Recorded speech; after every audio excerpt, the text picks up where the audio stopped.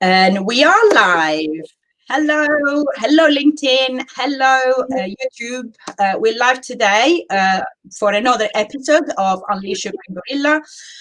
This series of live on a weekly basis so far, so I managed to keep them going. I'm Virginia Cinquemani. I am the director and founder of Green Gorilla Consultants Ltd, training and coaching company focusing on sustainability professionals, especially soft skills. On soft skills and communication. And today I am really delighted to have Mike Barry with me, whom I've known for a number of years, virtually. I think we never met, have we, Mike? No. I don't think we had never did. But from the time when I was working in the corporate world, and Mike was also working in the corporate world, and there were some crossovers there, weren't they? Today we're going to talk about what are the next big sector shifts for a more sustainable future. And so, Mike, I would love you to introduce yourself if you want and introduce this really fascinating topic. Virginia, thank you. And delighted to join you in the audience today. And I think we're going to have a big discussion today because I've spent 20 years like you in the trenches trying to change existing business models. I helped Marks and Spencer launch Plan A because there was no Plan B for the one planet we've got 13 years ago, 2007, 100 bold social environmental commitments to reduce M&S's footprint. And as a food and clothing retailer, there were many impacts to tackle. And at the time, it was revolutionary, it was groundbreaking, it really made a difference. But now that's almost like table stakes. That's the beginning, that's the foundations for any business. Because we're now reaching beyond not just incrementally improving today's business models, but radically redefine them in a more sustainable way.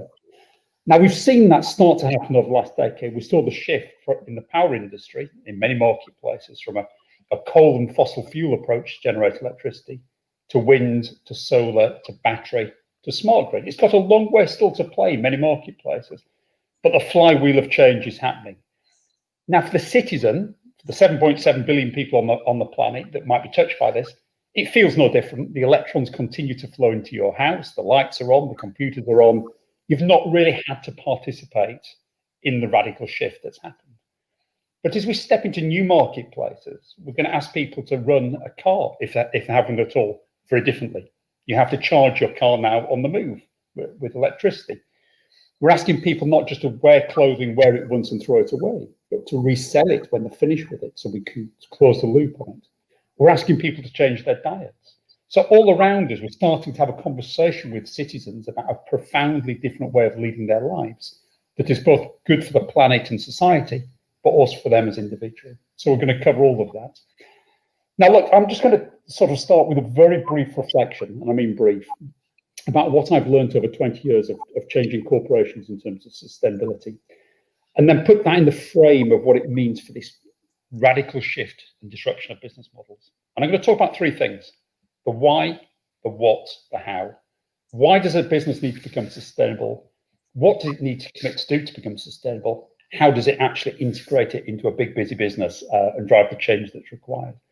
And the why is fascinating. In boardrooms in the past, if they considered social environmental issues at all, it was fleeting. It was twice a year, 30 minutes, audit committee, tick a reports, off it goes, somebody else can manage it for them. I think many boardrooms are waking up to the fact now that if they don't address sustainability, their business model will be irrelevant in the not too distant future. And that's probably been driven by three or four things. Firstly, is this awakening among citizens to say, I can now see all the science about climate change. It's starting to happen. A melting Arctic, wildfires in the west coast of the States, down into Brazil, flooding from southern United States right through to England, India and Bangladesh. The extreme impacts that people have talked about as theories are becoming real for people. So that's point number one. Point number two, governments are now committing in many countries, not all, but many countries, to decarbonise the whole economy. So the last 20 years have been dominated by voluntary efforts by good businesses like Unilever stepping forward and saying, no one's making us do it, but it's the right thing to do, we'll do it. Now what we've got is that every business in every economy is going to have to move towards net zero. Whether you like it or not, you must participate in this radical decarbonisation of the marketplace. The third thing is investors who've been absolutely absent from this discussion about a sustainable future for decades. And yet in the last 12 months, even in the middle of the global pandemic, there's been an explosive increase in interest amongst investors, partly driven by risk, ESG as we would know it, but more and more about the opportunities about investing into these new business models and winning in the marketplace in the future. So all around us, we're seeing drivers for change, and then we're seeing an enabler of change, the fourth and final trend we'll talk about, which is technology. So again, I grew up in a small retailer. Marks and Spencer was selling 3 billion items being produced in a couple of thousand factories, 20,000 farms, thousands of raw material sources, maybe 2 million people in the value chain, 83,000 colleagues in shops, warehouses, offices, and running the internet site, 32 million people consuming those 3 billion products every year. To try and track and trace that with a pen, a paper, and a spreadsheet was impossible. It was grey hair up here for a reason. It's not just old age. It was difficult.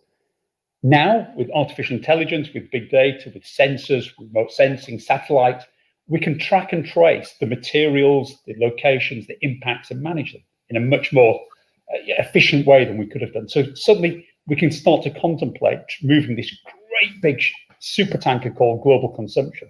I mean, just remember, last year before the pandemic, the world consumed 130 billion pieces of clothing and footwear.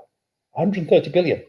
To track and trace all of that, what's in it, recover it, reuse it, impossible, as I say, with pens and papers.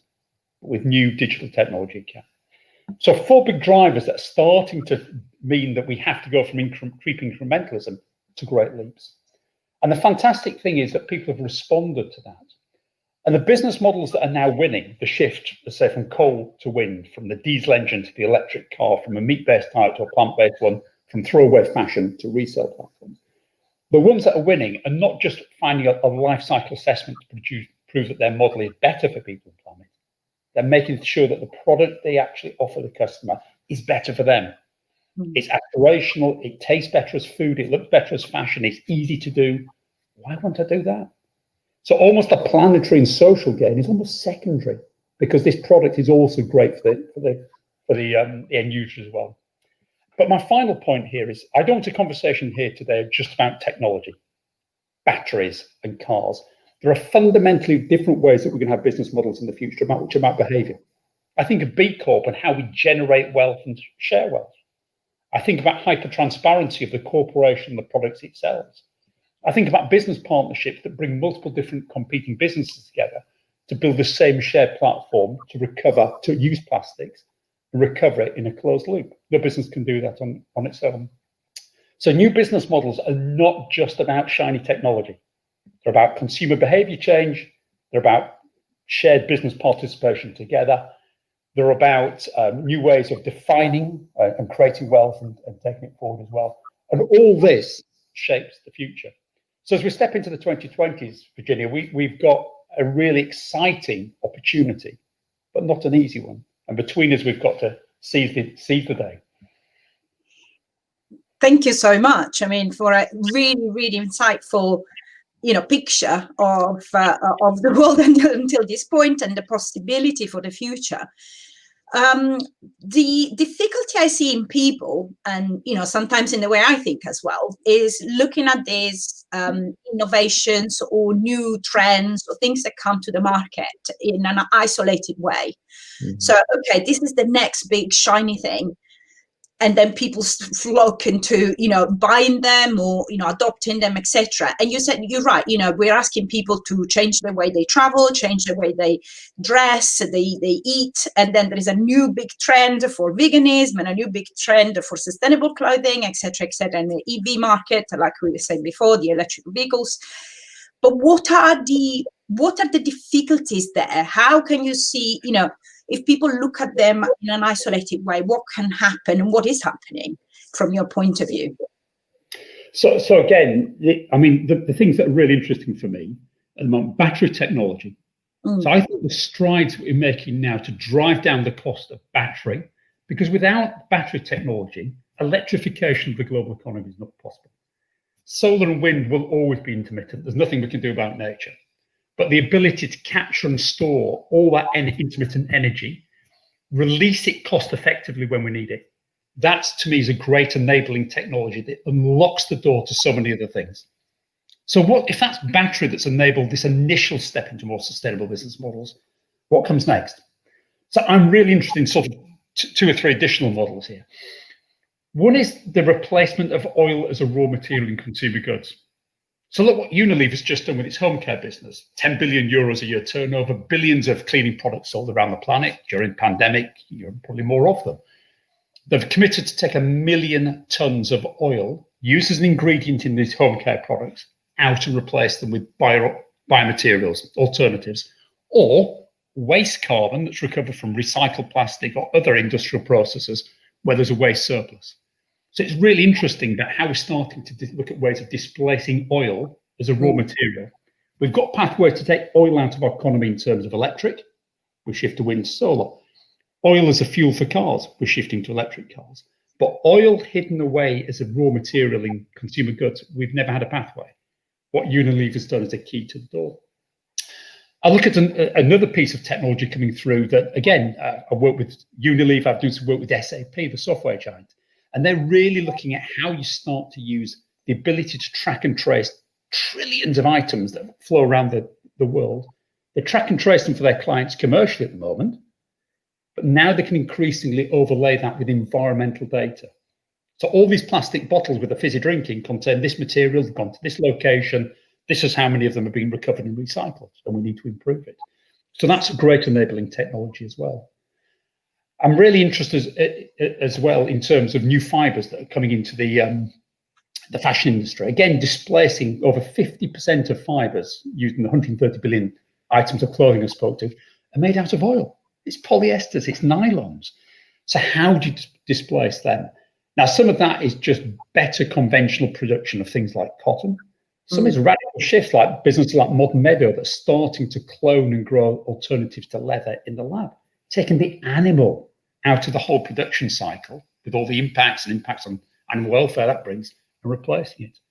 And the final thing, just to think about here as well, we've started to see the shift away from a meat-based diet.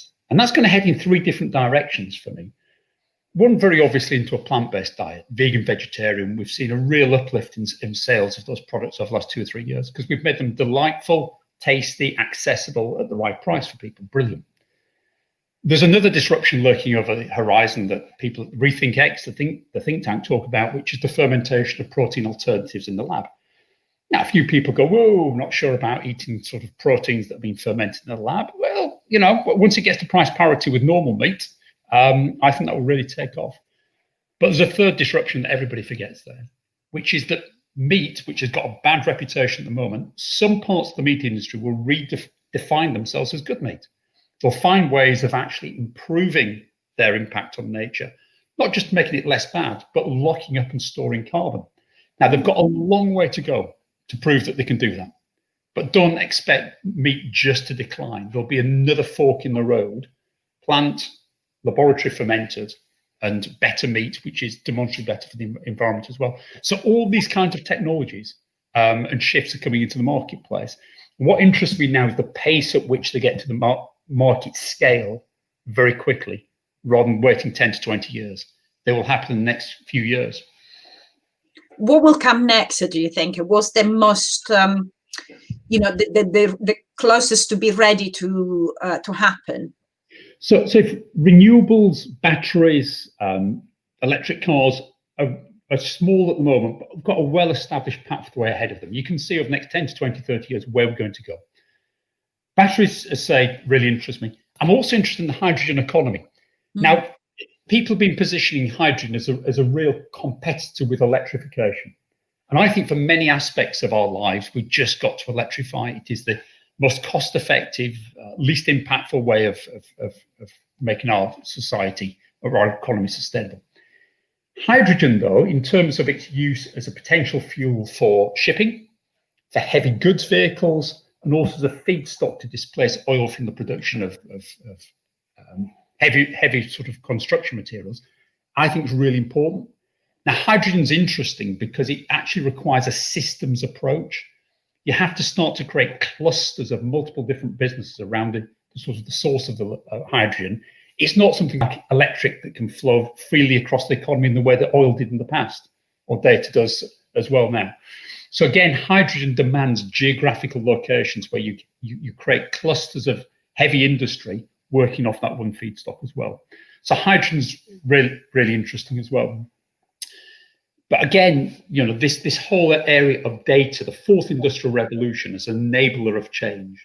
Collecting the data on all these trillions of items that we consume, tracking and tracing them, and improving their sustainability, even before we change the materials that make them, I think it's a phenomenal opportunity as well. And do you reckon the market is ready for all of that? Or, we've seen some shifts already, big companies get it, but, the majority say, the smaller companies, the ones they think they can compete, the ones they think is difficult and costly to change. How do you see the market shifting in that sense, like in its mass, in its majority? Well, this comes back to the drivers I mentioned at the moment. There is a degree of inevitability about it. As soon as a government legislates and said, we need to be net zero as an economy by 2050 or even sooner, there is an inevitability that says today's business models all have a sunset date. Now, you could wait 30 years for 2050.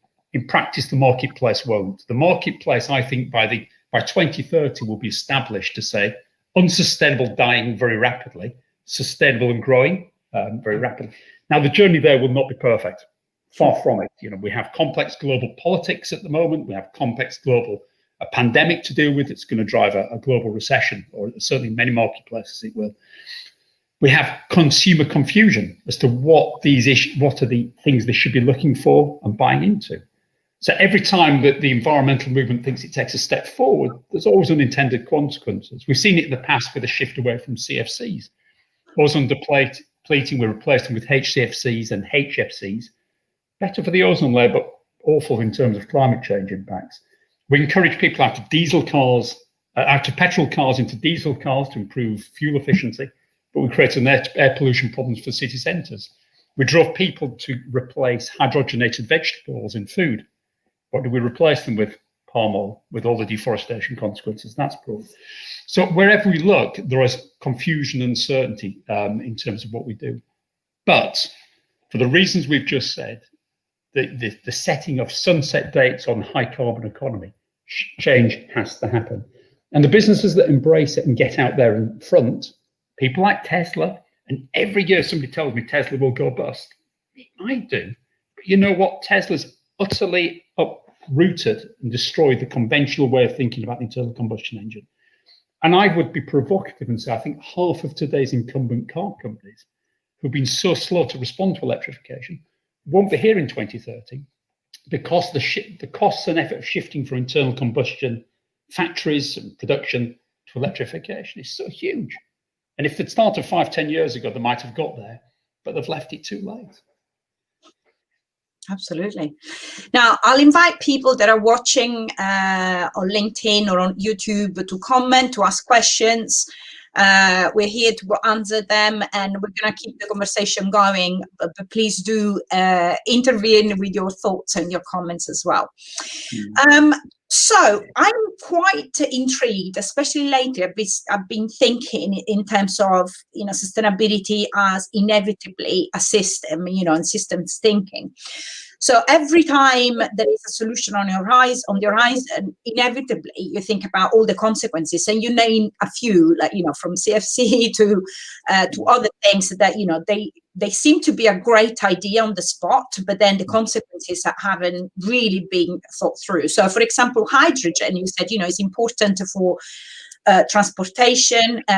What are the potential consequences there, for example, of a complete different system from what we got at the moment? Well, again, hydrogen, if we generate hydrogen simply from using fossil fuels to generate it, we're going to be no step forward. If we can reuse renewables or excess energy from renewables to generate hydrogen as a feedstock, you've got some systems thinking there. I think the same with circular economy. Plastics is clearly, they're ubiquitous plastics. We've got an oil industry that thinks now that as we shift away from oil in cars and oil in electricity generation, we're just going to put it all into petrochemicals and there'll be more and more plastics into the future. I don't think that. I think now that the reputation of many, not all, but many aspects of plastics use is so tainted, there is a huge amount of thinking going on behind the scenes behind the scenes at the moment in how we shift business models now. So we close the loop on our approach. So let me use a couple of examples there. Look at fashion. The 130 billion garments a year that I talked about that we were consuming. The whole industry is predicated on people wearing things less and less and less, disposing it and buying the next new thing. So one of the business models that actually interests me is not a technology, it's the wear something at least 30 times movement.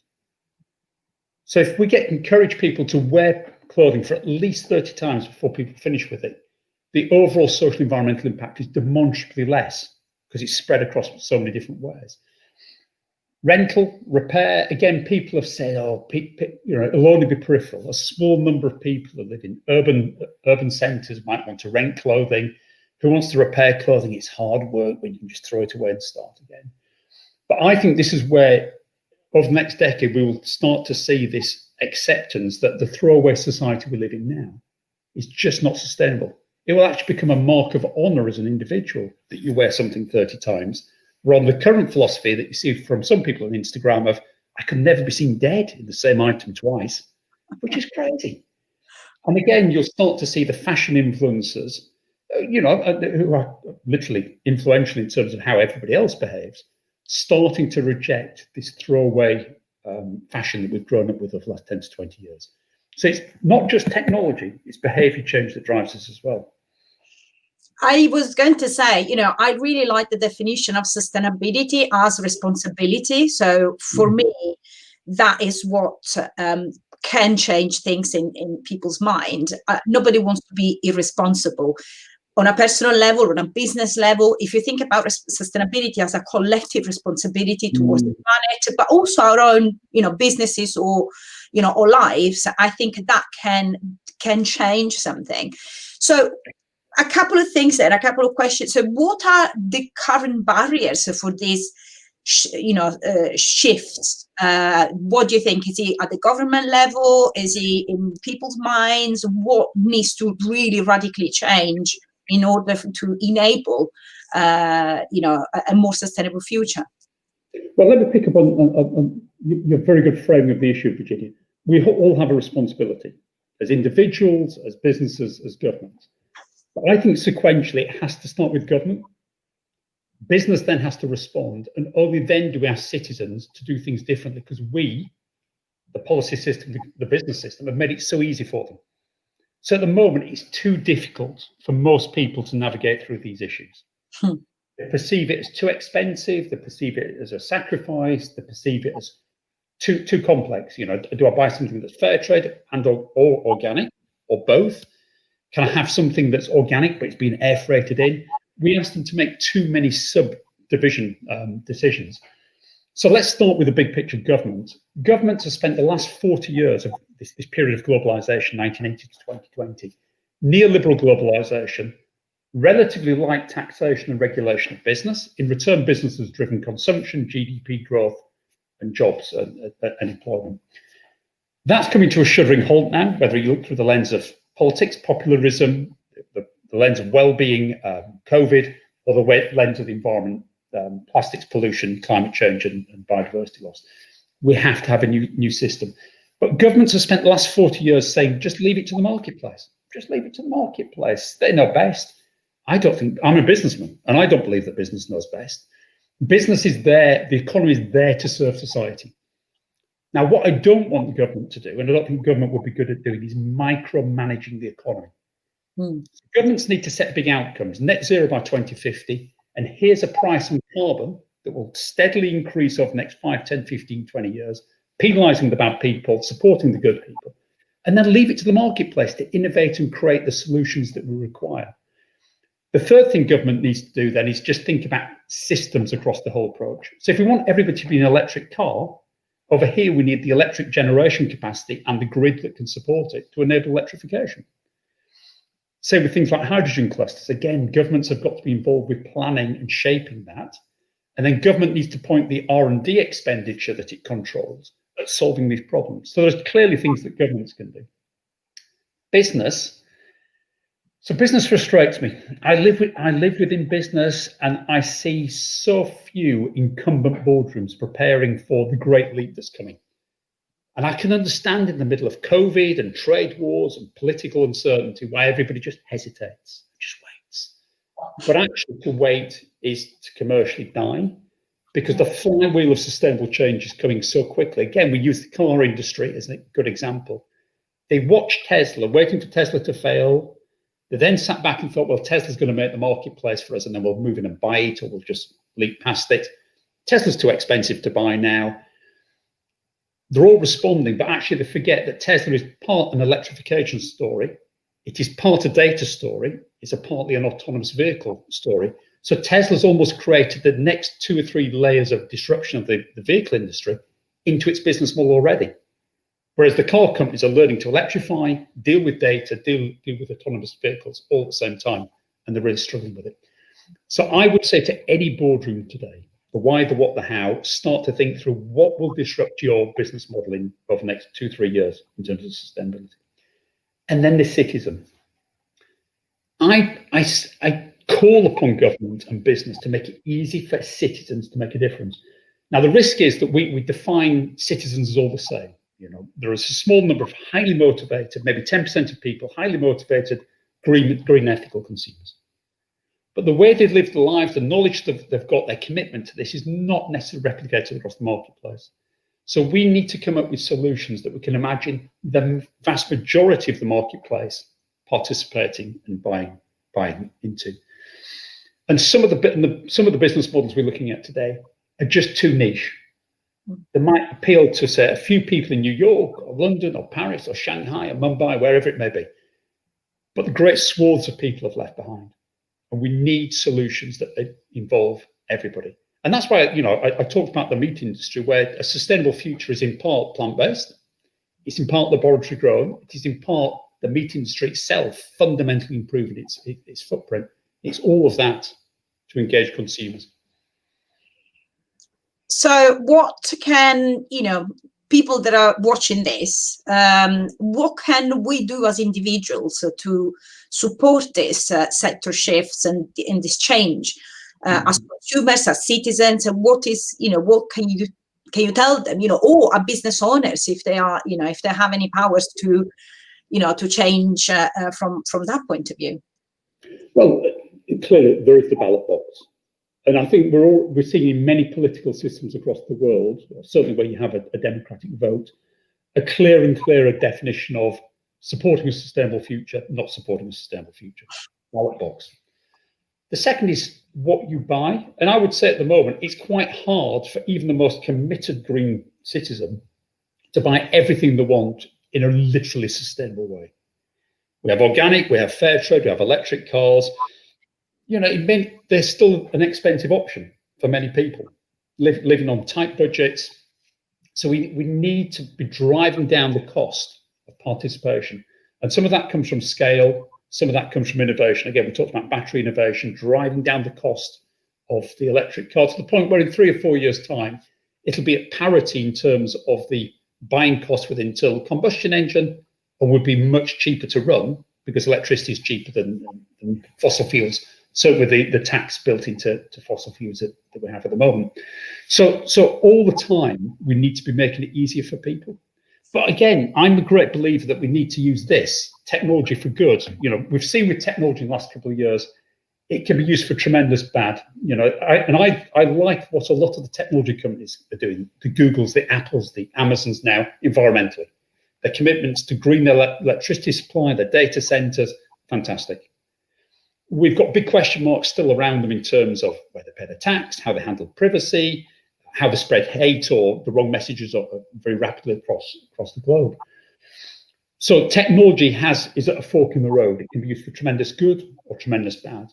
The fourth industrial revolution to me means that it can be used as a force for good to solve a lot of the challenges that we need to give people the data information they need to select the most sustainable product, to use it, and then make sure it's reused and recycled when they're finished with it. But again, we've got to seize the potential of that. Absolutely. So I'd say, you know, the responsibility lies on, you know, at every level, really. Is that right? Yes, and again, you can't play God here, looking down on the world with a chessboard and say we need to get 100 governments and 1,000 businesses and 10 million citizens all neatly arranged. It will never happen like that. No. We can make it easier for ourselves, and certainly on the business side, I look at the power of both competition and collaboration. Most businesses have grown up in the world just to compete, just to compete. We have to accept that for us to win in a sustainable future, the underpinning system that we all use, whether it's Coca-Cola or Pepsi, Unilever or Nestle, Walmart or Tesco's, the underpinning system is flawed. So all those businesses, as much as they fight in the front of the marketplace, behind the scenes, they have to work to change the system. I saw it at the Consumer Goods Forum where I sort of co-chaired the work on sustainability there, bringing these big competitive brands together to tackle things like palm oil or plastics or soy sourcing that's causing deforestation. None of those businesses can create their own unique circular economy just for their plastics. You know, Coca-Cola puts products on the marketplace in Jakarta, so does Coca-Cola, so does Unilever, so does Danone. To create 4 different plastic recycling systems in Jakarta is both impossible and mind-blowingly expensive. Just collaborate. You can have a competition then in terms of how accessible you make your message to your end consumer, to say, explaining what you do and making it easy for them to participate in this. But the underlying systems have got to be the same. You know, in an incredibly simplistic way, I believe, you know, all the plastics innovation that's going on at the moment, this new biomaterial, this new material, that new material, is actually confusing the game. What we need is simplification. We need just back one material. Everybody use that one material, everybody collect it, and everybody reuse it. Now, as a chemist, I know that there are limitations to that, but still, the simplification route needs to be used, as well as reduction, very obviously. But again, businesses have not been set up to collaborate like that. In the grow up, today's business leaders fight. They have to learn that 80% of what we all do on sustainability is shared. There's 20% where you can compete and win in the marketplace. True. Scott is saying, Mike, collaboration, not confrontation. Yeah. Exactly that. Okay. Any final thoughts or stuff that we haven't really, you know, covered in this very wide? I mean, it's incredibly complex. I think my feeling is it has to be complex in order to work. We have to really look at all the aspects of any innovation coming into the market next. But it has to be presented in an accessible, simple way for the public to buy into it. Because, you know, the complexity needs to be at the, you know, behind the curtains, but for the public, it needs to be made easy to choose. And you're right, at the moment, choices are confusing and conflicting. Yeah. So in summary, first, any boardroom, I'll force my message to business at this moment in time. Any business boardroom that is not predicting their demise because they're not responding to sustainability is missing the trick. Is not understanding what's coming. Every business model is going to be systemically disrupted. We've gone from power to mobility. We're going through food. We're going through fashion. We're going through construction. We're going through plastics and materials, and. So at the end of the 2020s, every sector will be dominated by sustainability at the heart of their business model, whatever product and service they're selling to the customer. That's number one. Number two is that we now have a raft of technologies, fourth industrial revolution, just to simplify it, that enable us to do that for the first time. The third thing is, though, it's not just about technology. It is about behavior change, it's about systems change, it's about collaboration as well as things like B Corp, how we create wealth and how we share wealth as well. All these are aspects of more sustainable consumption in the future. The next point, it has to be simple for the consumer. We can't expect them to read this huge manual every week and say, this is how to, it has to be intuitive, it has to be simple. And ideally, it has to feel rewarding, either emotionally or in terms of function. I get better looking clothing, I save myself money, I get tastier food. That needs to be in there. The next thing we need to do is give people very simple information in terms of labels, not hundreds of different carbon labels, or social labels, or water labels, or energy labels. A very simple way of separating the good from the bad. Transparency, to me, is key. And one of the great drivers of change in the finance sector that we're seeing at the moment is that for the first time, people like Greenpeace are benchmarking the world's big banks in the way that they've always benchmarked the world's big retailers and consumer goods brands. So rather than just saying there's a problem with banks, but they're all the same, we're able to say, here's a relatively good bank, lots still to do, but relatively good. Middle, lots of people at the bottom. And Share Action, the campaign group, has looked at 75 of the world's biggest asset managers, graded them A to E on sustainability. Over half of them got D or E rankings. And these guys are managing trillions of dollars of assets and fueling our unsustainable approach to business. Yet for the first time, they're having to justify why they're bottom in the way that any retailer or brand would have had to do in the past. Good. Transparency drives the change that we need. And then my final point is, again, the sequencing. Governments, then business, and then we ask citizens to make sacrifices and changes. But if we just sit back now as business leaders and government saying, well, it's up to you to decide whether you fly, and you to decide whether you eat meat, you decide whether you recycle clothing, we've got it utterly the wrong way around. We have to provide leadership. Amazing. I think that's absolutely spot on.